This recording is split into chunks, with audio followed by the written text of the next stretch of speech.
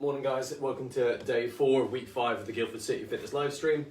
Hope you all had a really good day yesterday, and always great to see how many more people will post the results from the jump testing, because people seem to love doing jump stuff. I know I certainly do. It's a pretty easy test, and it's always cool to see how more explosive and powerful you're becoming, especially with all the focus we've had on land training for the last 5 weeks. It's really going to start paying dividends. If you haven't had a chance yet, go and watch Kate's talk on time management. Some really cool tips in there, and it's a lot of stuff there that I've struggled with certainly the last 10 years of my life. That is going to help you, a lot of you out quite substantially. So go and have a look at that on the YouTube or rewatch it on the Facebook. Session today, you're going to need nothing but a chair to do your rear foot elevated squats. It's the lower body conditioning session. So we're going to go back to warm up number 1. Just need plenty of room and a drink of water, preferably not coffee, but I need both today.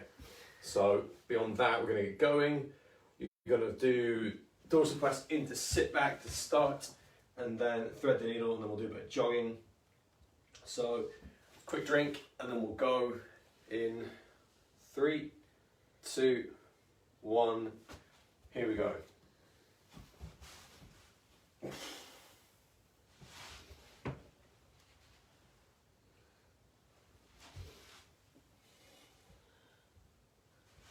I don't know how many of you do it already, but using the sit back as a chance to try and get the longest streamline you can. As if you anchor your hands and then sit your hips back, you should get a pretty solid stretch around your shoulders.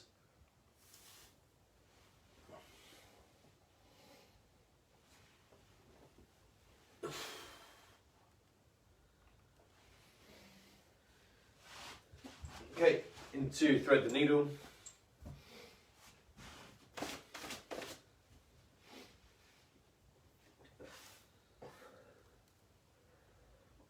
And if you go elbow to elbow, then maybe it's just me, but you get a bit of a stretch from squeezing down this end, which makes it a bit easier to get high up.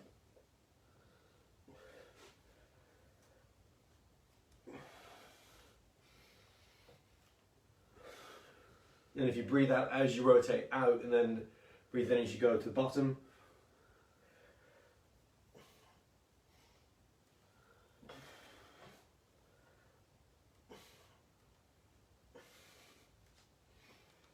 Am I cheating?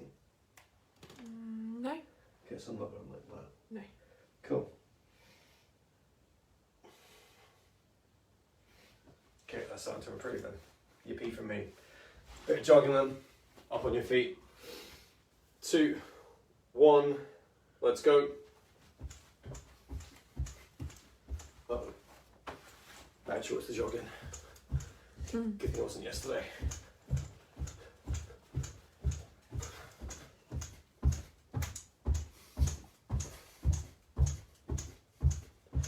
Okay, and then relax. You're then going to go into walkouts and leg swings. The classic combo. Touch the ground, walk out.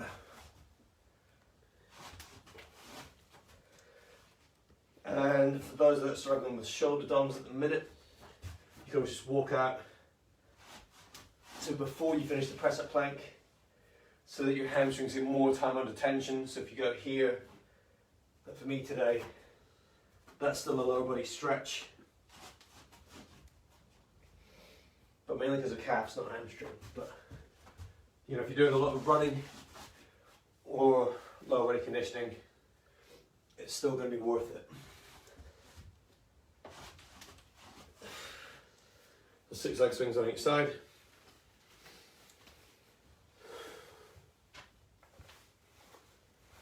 Yeah, bad choice to do leg swings in.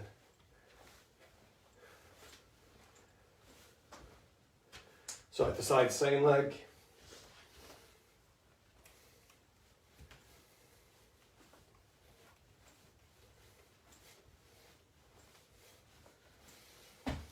Other leg.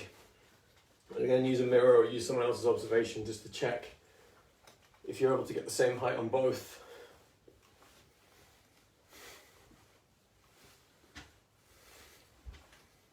For me, I'm pretty sure that's not the case. And side to side.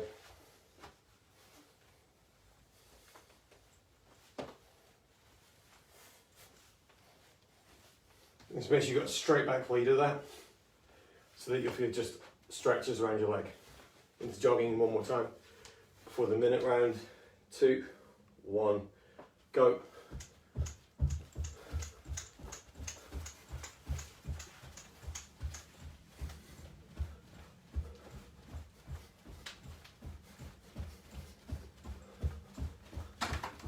And stop. And then you got scat press after IYTW. Make a decision. Okay, IYTW then. Full streamline at the top, 2 seconds movement out. Reach through shoulder blades. But again, the whole time you're doing it, you should be able to feel quite a lot of work being done in your abs and your hips.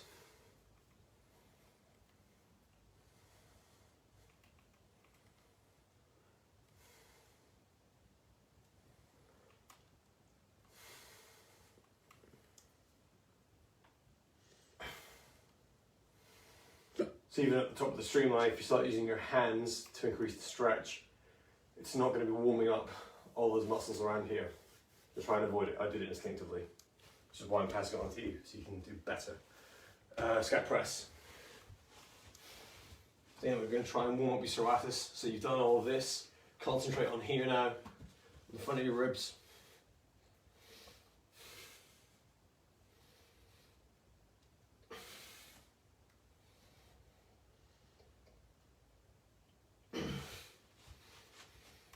Big push at the top.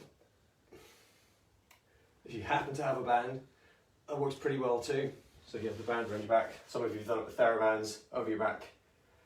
And again, it adds a bit of resistance to this movement. You get more activation around here.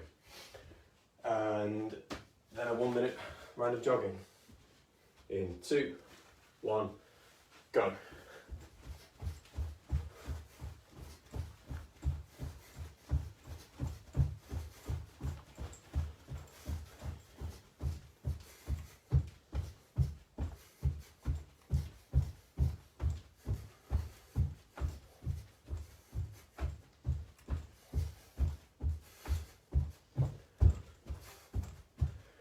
Again, remind you again, I'm going to start putting more IM elements in the warm-ups next week, so you might as well get practicing all of them.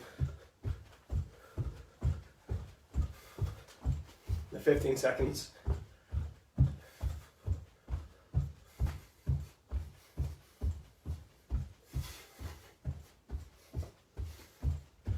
And relax. Okay, warm-up done. So, grab a drink. First part of today's session is going to focus on static core strength. So you've got 4 exercises designed to challenge your ability to hold everything around between your hips and shoulders steady. So, get a bit of a classic combo here for you. So straight arm plank into forearm, into straight arm, finishing on shoulder taps. And makes it a bit easier, so it's going to require quite a lot of scapular stability to do the straight arm. So if you start to struggle with that, just go into forearm without skipping a beat, and then shoulder taps again, wide feet, narrow hands, or you can substitute a press-up plank march, so you're still challenging your rotational stability under fatigue. So as you do that, again, it's going to challenge more of your lower body and hips rather than your shoulders. So last chance for a drink. We're going to get going. A couple of minutes. The chair's going to move out of the way because I don't need it till after this. Okay, so straight arm plank in 3, 2, 1, go.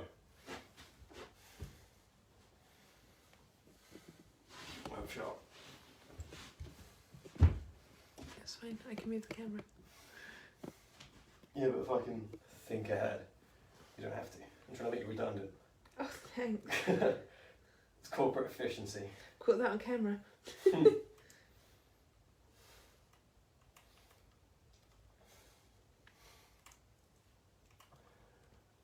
Okay, 15 seconds left. Again, it's quite an active push. So this helps with all the handstands you guys have been practicing. Push your hand down, lift your hips up, and relax. So the more you concentrate on doing stuff in planks, the more you'll gain. If you just hang out and wait for the end of the round, you lose a lot of activation around your shoulder. So forearm plank in 3, press the plank, 2, 1, go. So if you prefer a forearm plank, you can also go for that instead. Makes it a bit more challenging, because from here it's harder to drive your elbows down than it is to push your hands down from a press-up plank.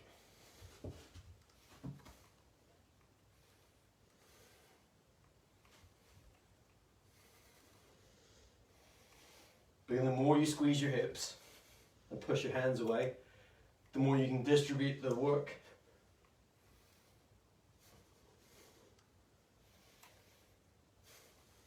Three, 2, 1, relax. Straight right arm plank. After the break, take 10 seconds off. Grab a quick drink if you need it. And 3, 2, 1, go. You're going to try and make sure, as best you can, your wrist is under your shoulder.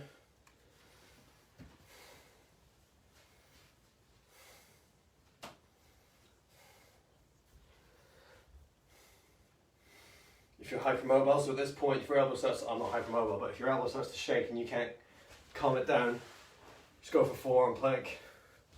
So there's a couple in Joe's squad that I've spoken to about that. Make sure you don't forget about it. Because the last thing you want is to dislocate an elbow or something. 10 seconds left.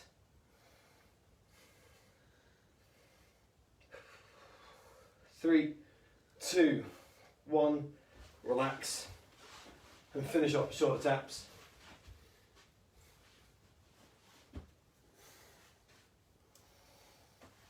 Okay, last few seconds. 3, 2, 1, go.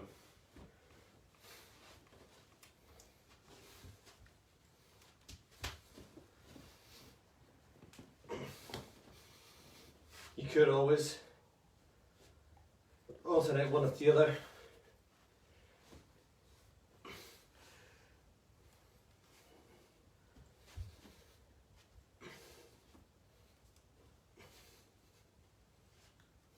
Just as long as you make sure for every time you do it, I think everyone's getting better with these now, so a more common change in form I see is this. Instead of hips rotating, people sway. So relax there. 30 seconds off and go again. So if you imagine doing it against a wall, between two walls, if you sway,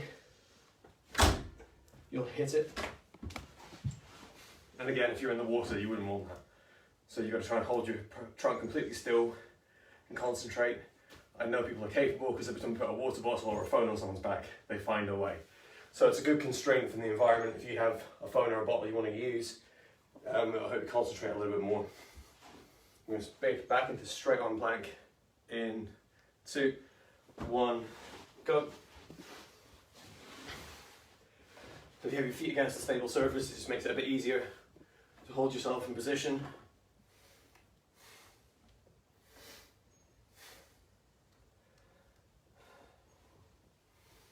So you can concentrate on hip height and pushing your hands down.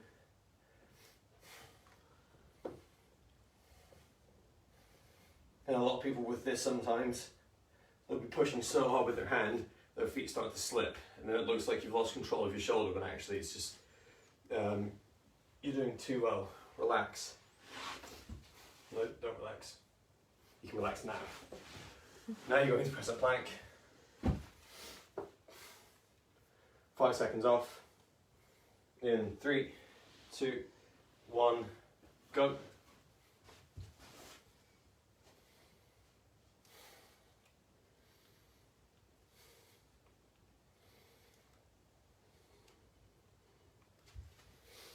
If you go feet wider than shoulders, it just widens the base of support.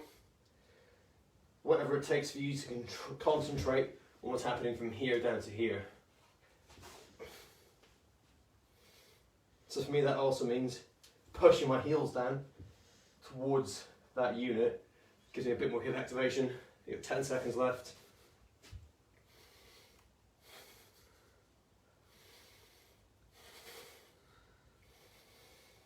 And then relax.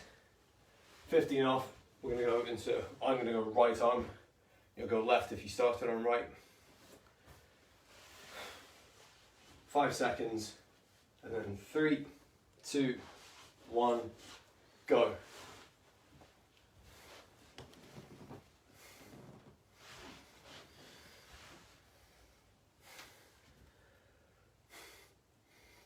There might be people watching that notice it, but it annoys me as well when I go right side, my hand's always further away because I find it easier.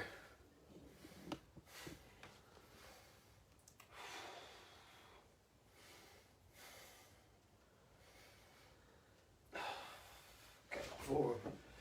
The difference is while it was starting to shake, I can still feel a lot of work being done around my shoulder. So 5 seconds. 2, 1, relax. So shoulder taps to finish off round 2.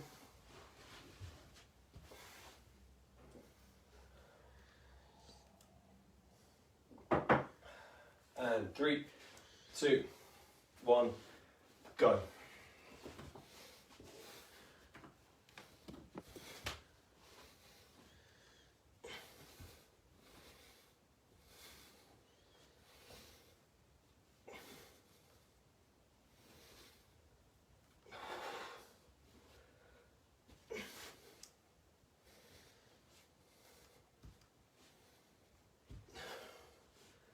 Twenty seconds left. Again, front on V. If you want to alternate left hand to right hand into feet, make sure that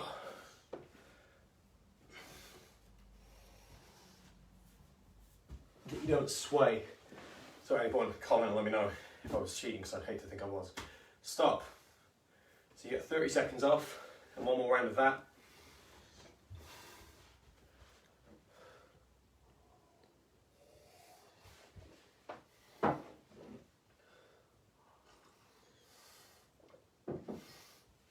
Okay, 10 seconds, and straight on plank again. If you're starting to struggle, just go with forearm. Or more importantly, stay in straight arm, but stop if you need to. 2, 1, go.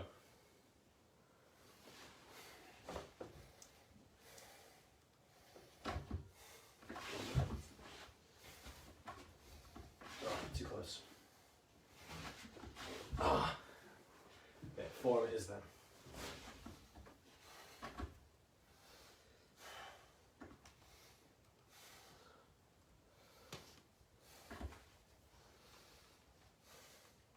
So if you lift your forearm up, your wrist up, sorry, and then use your other hand to push it down, it takes some of the strain away from your shoulder, which means less work done at the shoulder, but you can concentrate more on your core position.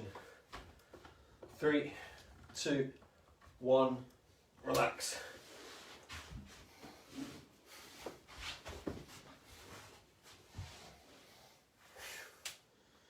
Okay, little break. To press that plank for the last time today in 2, 1, go.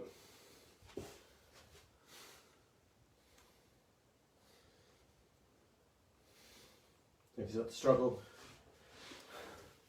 go 10 on, a few seconds off, 10 on again. If you break down the 45, it becomes a lot more manageable.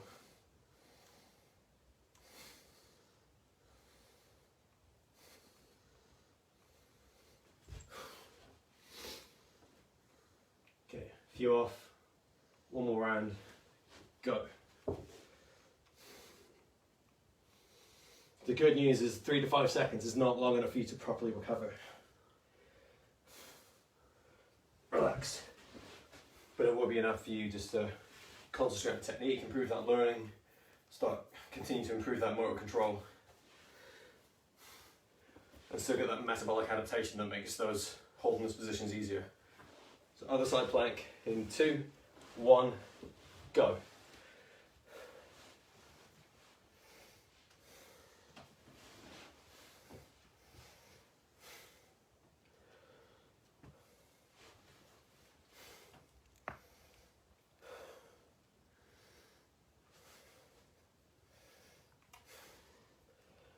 So again, if you do go onto forearms, make sure that you're not overextending your hips up. A straight line from shoulder down to ankle. 10 seconds left. And that's it for side holds today. 3, 2, 1, relax.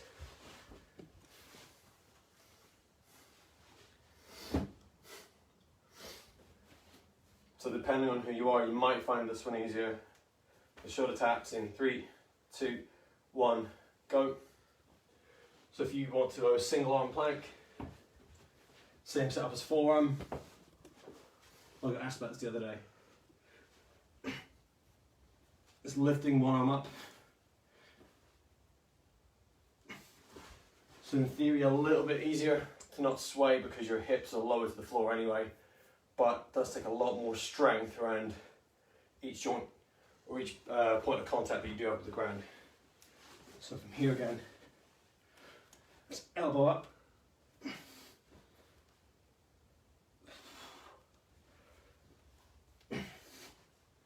5 seconds. 2, 1, relax. Okay, part 1 done. So grab a drink, make sure you have your chair ready for the rear foot elevated squats.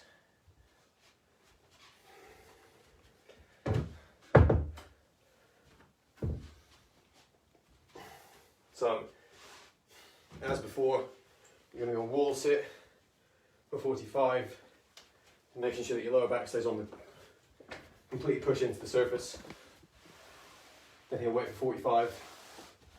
Rear foot squat. And set up really important here. So back foot flat. And then if you hop, your feet should land just about where it's going to be comfortable. And then try and prioritise getting all the way down. 45 on one leg, 45 on the other. If it helps, imagine having something in front of your face that you don't want to headbutt, so you stay up perfectly right.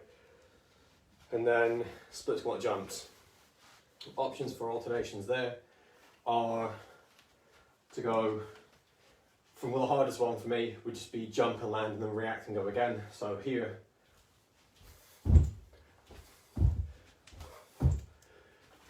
slightly easier version of that would be alternating each side from the ground, normal landing, go down, and the intermediate there would be 20 seconds on one side. So there's less switching, but a lot more work being done by each leg before it gets a rest.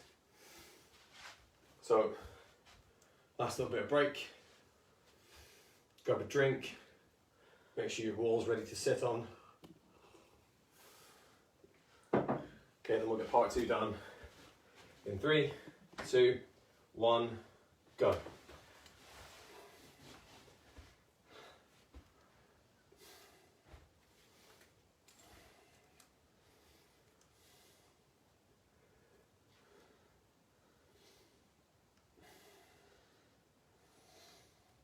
So again, if you've got someone else you can talk to in the room, they can throw a ball backwards and forwards.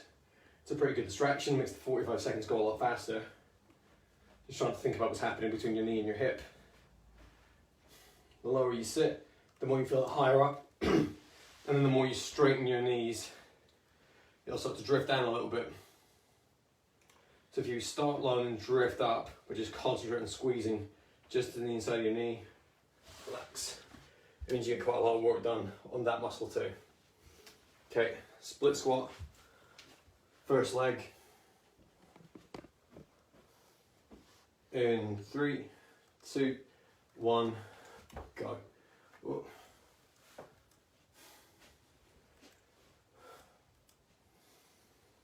So you're going to make sure that lead knee doesn't wobble or sway. If you haven't got a chair, I feel like the setup would be the same here. Standing, back foot drifts back, knee doesn't move, the feet are hip width apart. If you try and do it too narrow, you're more likely to fall over, or you'll feel unbalanced.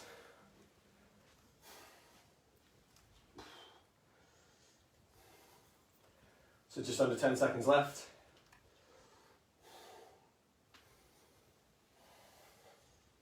3, 2, 1, relax. So I don't know why, but for me, these don't feel too bad. Maybe the height just works in my favour. So what you can do is go up slow. So 3, 2, 1, go. So rather than doing a good job controlling down and exploding up here, the explosive part comes from the jumps. So if you want to go slow up here, which means your quads are working for longer. So actually it'll make the jumping harder. And make sure you get a big squeeze in both hips at the top. 15 seconds left.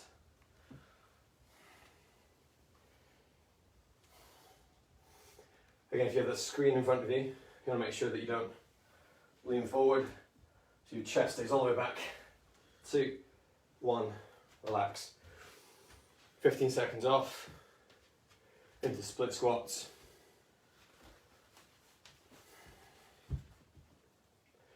So maximising your jump height.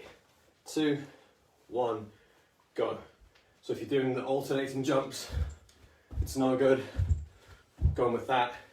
You've got to be cancer moving, jumping as high as you can.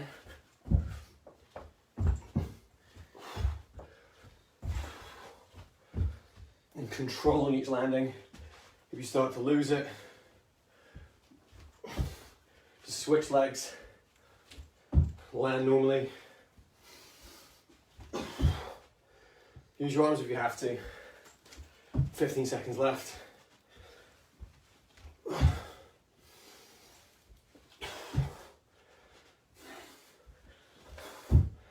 3, 2, 1, relax.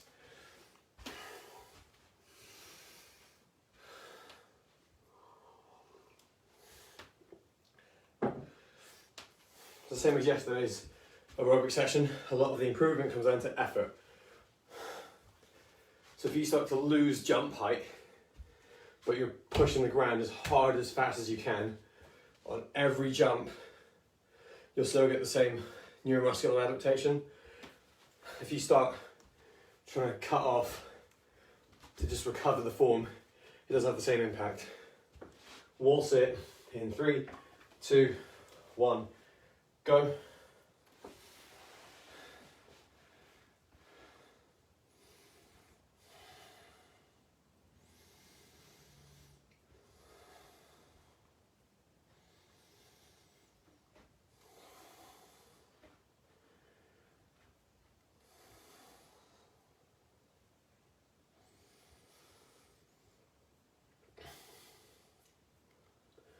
So the more you think about pushing your heels away from your hips, the more work you'll do. Try not to relax at the top, because any amount of time out of that wall sit, you'll recover pretty quick. 3, 2, 1, relax. So if you slide up a little bit towards the end, that's okay. If you stand up, you start to flush out all that lactate build-up. Single leg squat, 3, 2, 1, go.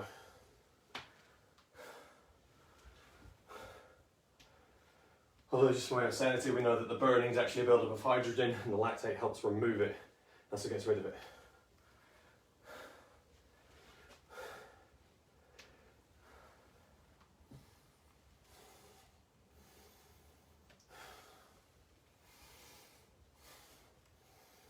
So if you try and control your tempo, so 1, 2, 1, 1, 2, that's 5 seconds per rep, 10 seconds left. 3, 2, 1, swap over. 10 seconds of rest left. Again, control your tempo. Try and avoid standing at the top where you're going to rest and recover. 3, 2, 1, go. 1, 2, 1, 2.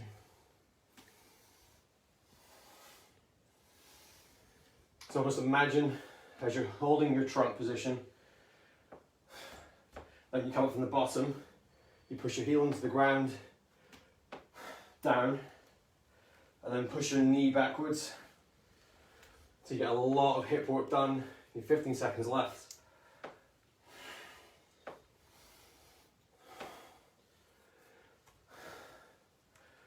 Again, you're going to work, relax that back leg quite a lot if you go slowly, because it's having to control your balance, control your hip position on the downward phase as well.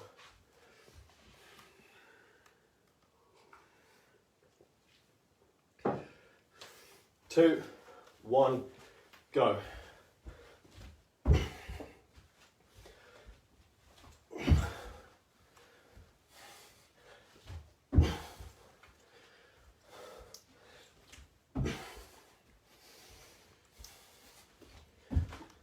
So go feet position, make sure it's even, take your marks, both sides. The more you lean forward, it will be harder. The more you lean forward, the harder it is to lean back to go up in that direction. Last 5 seconds. 2, 1, relax. 30 off, one more round.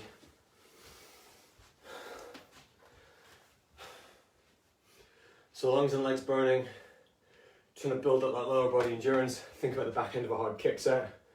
Again, it's nowhere close to replicating it, but we're trying to really hammer your lower body and your core stability to try and make sure you're ready to go back into that sort of training. Wall sits, last time today. 2, 1, go.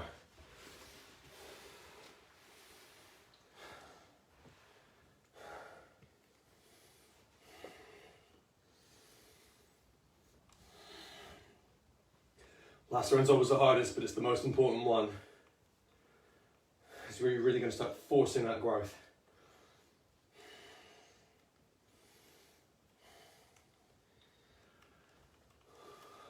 Concentrate on breathing. Try and hold your core steady, tight as you can.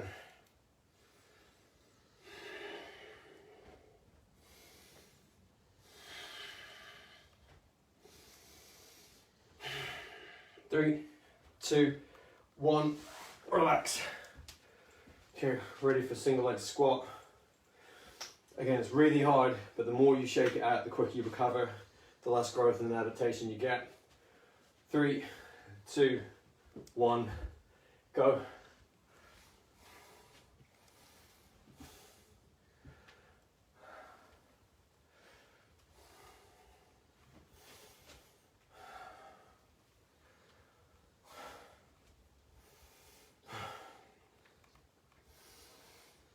Again, the more comfortable your body gets with having an excess buildup of hydrogen ions and lactate in the muscle while you're trying to work, the longer you're able to work for when you're tired, as well as being quicker at flushing it out so you recover faster if you have a short recovery window. Relax. So you get 2 birds with 1 stone, quicker recovery and the ability to work hard under fatigue. 3, 2, 1, go.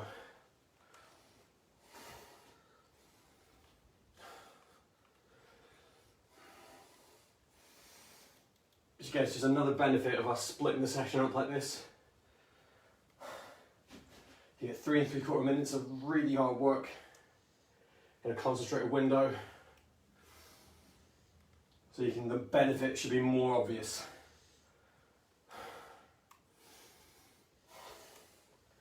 I've only written it this way because I know you're all capable and you've all shown it over the last 5 weeks. Listen, the feedback we've been getting and the results we've seen on the challenges. Last 5 seconds, one more time for one more rep. 3, 2, 1, relax. One more round of split jumps. Don't quit now. Hard as you can, commit to the set. And then time for cool down.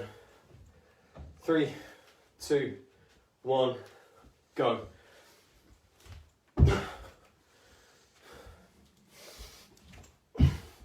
So even if that means less reps, but you just get as big a jump as you can.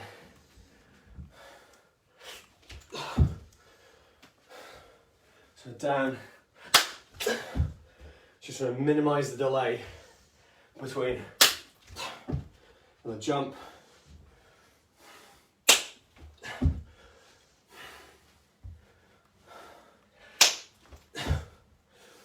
last 10 seconds.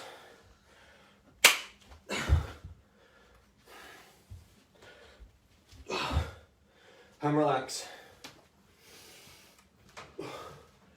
Really well done, guys. Not an easy set. Get your breath back. Have a small sip of drink. Open windows if you need. Put jackets on if you're outside. I'm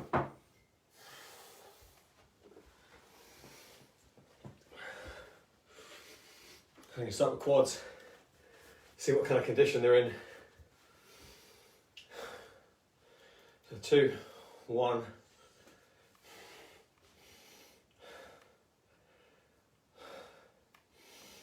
So I actually don't feel like I can get my heel towards my hips today. I'm not cheating and bring the knee forward. That's fine. Hard as you can, without over pulling. As long as you can squeeze your hip. So again, your brain and body are still working on the same page. Because again, when your quads get tight, you're still going to need a lot of hip extension to keep your kick looking even. The switch. So again, the ability to squeeze your hips, your glutes, sorry, while your quads are tight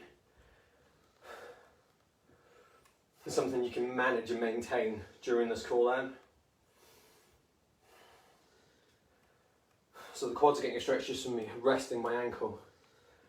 But I'm struggling to get my hip engagement. Oh, relax. So managing to get that back, feeling a stronger signal in that glute squeeze, lets me know I'm starting to cool down properly. So hamstring stretch.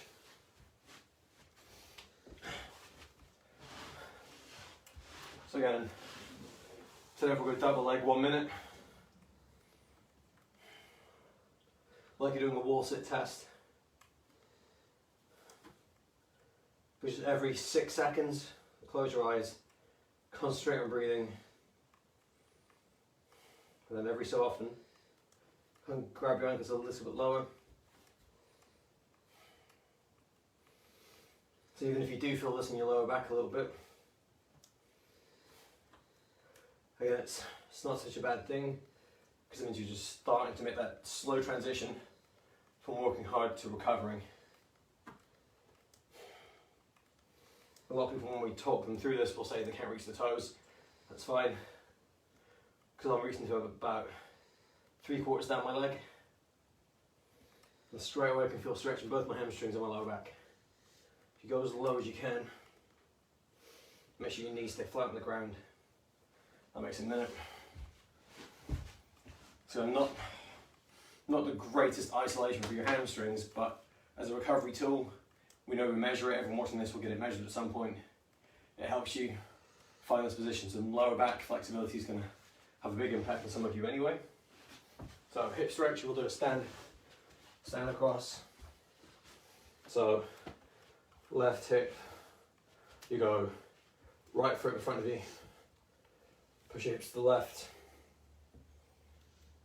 and push them as far as you can. And it's making sure that the movement comes from your hips reaching away, rather than you just leaning like this, becomes more of a trunk stretch. You also want to push that bone inside of your hip. The more you get, you should be able to keep your shoulder sort of in line with your heel. So if I switch sides, so here, my arm's way over my right foot. If I come up and push my hips some more, you'll feel more of a stretch, just so long as you're in a line and not tipping forward or tipping backwards. That'll do for hip, lat stretch. So again, you can use the door if you haven't got a chair.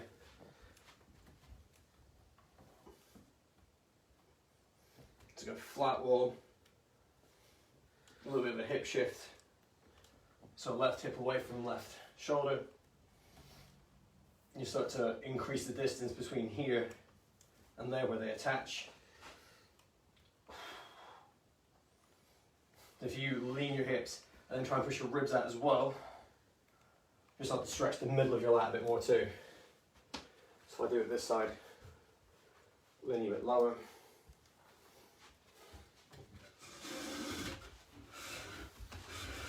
So there, hips away. And I'm actually trying to push the bump of my rib cage towards the camera. So that feels like I'm getting it just here. If you push your chest down, I get it pretty much just there. Hips makes it a bit uniform, so you get a stretch from top to bottom. I keep saying these things out loud, that's just me. You need to find a way of getting the stretch to work for you, especially the younger ones who've probably still got a bit more mobility than the older, more experienced athletes. You need to figure out what story your body's telling you today so that you can address your needs for tomorrow. Chest stretch. So classic again. This, if you have a foam roller, so a bonus, you all know how to do that stretch. If you have a foam roller, you can lie down, arm overhead. We talked a bit about replicating body position yesterday. So you need your chest to be flexible while your hands overhead trying to pull down. So if you lie on the edge of your roller,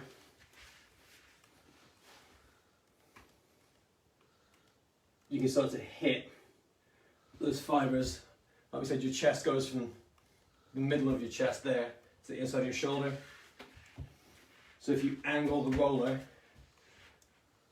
while your hand's in that position, even lying on it like this, with all your body weight, is going to give you quite a big stimulus. And then just rowing your elbow backwards and forwards. It starts to feel pretty tough. Rotate your elbow around and then switch sides. So all you do, if you lie down, make sure that the roller's at 45-degree angle.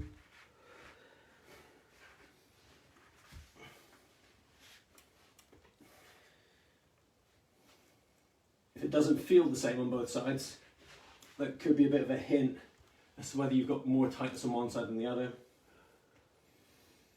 But if you lie for about 20 seconds and just gently jostle yourself backwards and forwards, you'll find something. So either it's because you're more tight, so you're not relaxed enough to feel something happening.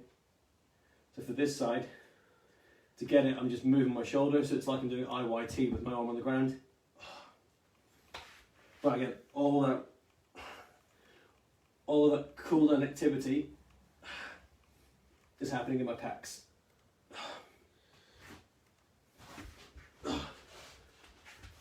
So that's quite a good reminder of myself there. Right side, felt it straight away. Left side, felt nothing at all. But just a little bit of shoulder movement and rotation started to unlock and felt like quite a lot in the end. And the best thing to do then is go back to your original stretch and see if it feels a bit more tender or if it feels that you've got more range of motion. And again, caveat to foam rolling, if you do it for too long, you might feel a bit of extra soreness, but that's probably a good sign in terms of you starting to find more range of motion and having earned it from doing your training properly. So again, if you haven't got one, try and get hold of one. It's really hard to at the minute, but if you do have one, you've got a lot of free time at the minute. Spend some time every day just rolling around on it, trying to figure out what you need. Because the one thing I guarantee doesn't help you is just rocking backwards and forwards, because you're not giving each muscle enough time to relax. Time management stuff with Kate. Actually, with my phone. I will touch on that, but if I don't do the challenge now, I'll forget and have to make a second video. So today's challenge is respect. So it's the endurance test, same as last week. Use your metronome. Do as many push-ups, inverted rows, and double leg lowers as you can on a 60 beat per minute timer. So every second, up and down, 1 rep is top to bottom. So a push-up would be click, click. That's 1. Inverted row, same thing. Start at the bottom, click, click. 1 rep. I'm breaking this down because I had questions about it last week. And a leg lower would be start on a click. So click, click, and that's 1. So whenever your feet or your body return to the starting position, that's the end of a rep. Just go as many as you can. Take a good 5 minutes rest in between each exercise. See if you've got more than last week. If you haven't, don't worry. It's just about establishing your baseline. And then time management stuff. So another really concise, useful 15-minute talk from Kate yesterday about how, I mean, at the minute, most of you probably feel that you've got a lot more time than you would normally. I know some universities are starting to just cancel semesters, so you've got no more assignments. Some people have got online ones. The thing that resonated with me was the idea of learning when to say no. So people that are a bit nicer, more inclined to want to please people, will find it really difficult, even if it's completely, it's a reasonable thing to do. So if someone asks you to do a job, and you find yourself just saying yes all the time, and you start to struggle with getting things done, but you're not recovering properly, it becomes really important to have those conversations with people. It'll round you out as a human being, but also it'll give you a bit more peace of mind. So no matter how, even if you ask if you can dictate when you get the jobs done, especially for schoolwork, it's pretty much non-negotiable. Like me personally, I love working to a deadline. It's much easier if someone says, you're not going to pass this, like you're not going to get your degree if you don't hand this in on time. I can work with that quite easily. But if in your day-to-day you've got people picking up, oh, can you just do this for me? Start to learn and recognise when you can fit that into your schedule. So it does take a bit of ownership in the first place for you to know what you need and what you're doing, but also it'll start to build you up and help you develop some mental resilience without it affecting your relationships. So it's quite an odd one. It's a bit deep for this time of the morning to discuss.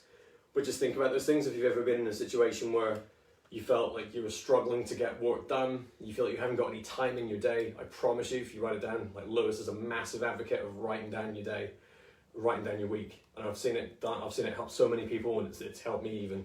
So having it down on paper will help you start to organise in your day where you've got time to do little bits and pieces. So have a go with it, because if there's ever going to be a time to learn how to develop those skills, this is it. Some people are born with that like proclivity for organisation and how they run their time. Others aren't. So it is a skill, and it does take some time to develop. So start trying to practice it as soon as you can. And that'll do for me. I'm going to get ready for the second video, but I hope you lot have a great day. If you haven't left for college already or work, and from everyone else at Guildford City, really appreciate you watching. Thank you.